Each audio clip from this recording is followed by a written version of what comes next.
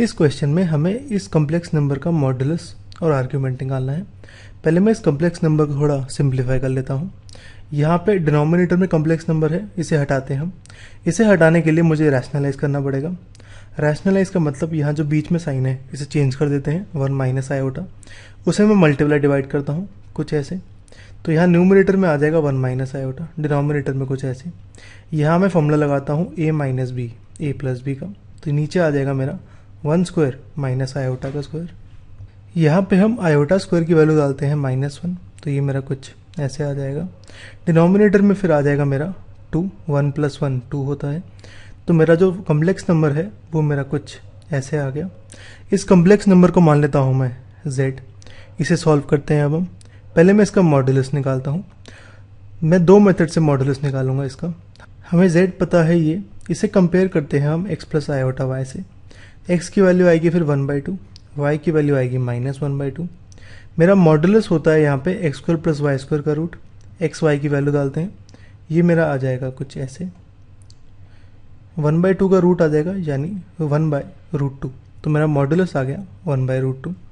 अब हम second method से करते हैं। यहाँ पे हमें गिवन है z की वैल्यू है ये। हम यहाँ z को मान लेते हैं कुछ ऐसे। यहाँ पे जो r होता है वो होता है मॉड्यूलस, जो थीटा होता है वो होता है आर्ग्यूमेंट।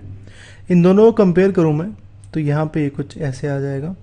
r को मैं अंदर मल्टीप्लाई करता हूँ, ये आ जाएगा r cos थीटा, ये आ जाएगा r sin थीटा। अब ये दोनों कम्प्लेक्स नंबर इक्वल है। अगर ये इक्वल हैं तो इनके रियल पार्ट्स इक्वल होने चाहिए।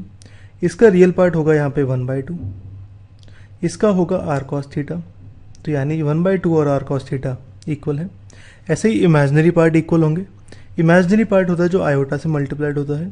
यहाँ पे इमेजिनरी पार्ट होगा -1/2, यहाँ पे है r sin थीटा। ये दोनों इक्वल है। पहले हम रियल पार्ट देखते हैं। ये है half equal to r cos theta. इसे हम स्क्वायर करते हैं बोथ साइड्स, ये मेरा कुछ ऐसे आ जाएगा।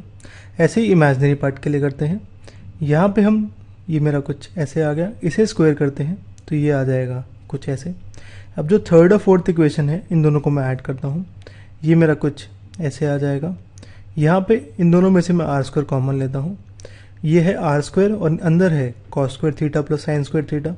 cos square theta plus sine square theta 1 होता है, तो ये आ गया। r स्क्वायर की वैल्यू आ गई हाफ, r की वैल्यू होगी √हाफ यानी 1/√2। तो मॉड्यूलस आ गया मेरा 1/√2। अब हम आर्ग्यूमेंट निकालते हैं। आर्ग्यूमेंट निकालने के लिए मैं वही इक्वेशन कंपेयर करता हूँ। यहाँ पे हम दोबारा रियल पार्ट और रियल पार्ट को कंपेयर करते हैं। ये आ जाएगा half equal to r cos theta. अब एक डिफरेंस है, मुझे r की वैल्यू पता है, हम पुट कर देते हैं इसमें। ये कुछ ऐसे आ जाएगा। √2 और 2 कैंसिल हो जाएंगे, नीचे √2 बच जाएगा। cos थीटा की वैल्यू आएगी 1/√2। ऐसे ही साइन पार्ट के लिए करते हैं। 1 - half equal to r sin theta है।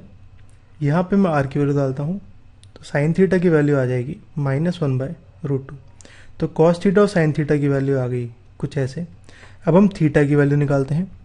यहाँ पे हम पहले इग्नोर कर देते हैं साइंस cos थीटा और साइन थीटा के। तो cos थीटा आ जाएगा 1/√2, साइन थीटा 1/√2। साइन थीटा 1/√2 होता है साइन 45 पे, तो थीटा की वैल्यू आ गई 45। अब हमें यहाँ पे cos पॉजिटिव निकालना है, साइन नेगेटिव। यानी अगर मैं अपने क्वाड्रेंट देखूँ तो ये होता है ऐड शुगर टू कॉफ़ी। यानी फर्स्ट क्वाड्रेंट में ऑल पॉजिटिव, सेकंड में साइन, थर्ड में टैन और फोर्थ में cos। हमें यहाँ पे cos पॉजिटिव चाहिए, साइन नेगेटिव। cos पॉजिटिव और साइन नेगेटिव फोर्थ क्वाड्रेंट में होता है। तो जो मेरा आर्ग्यूमेंट है वो फोर्थ क्वाड्रेंट में है। फोर्थ क्वाड्रेंट में आर्ग्यूमेंट की वैल्यू होती है कुछ ऐसे, minus of theta. Theta 45 degree पता है मुझे, तो आर्ग्यूमेंट आ गया -45। ऐसे हम लिख लेते हैं। यहाँ पे डिग्रीज में आ रहा है, इसे मैं पाई में कन्वर्ट करता हूँ। मैं π/180 से मल्टीप्लाई कर देता हूँ कुछ ऐसे, तो ये आ जाएगा मेरा -π/4। तो आर्ग्यूमेंट मेरा कुछ ऐसे आ गया।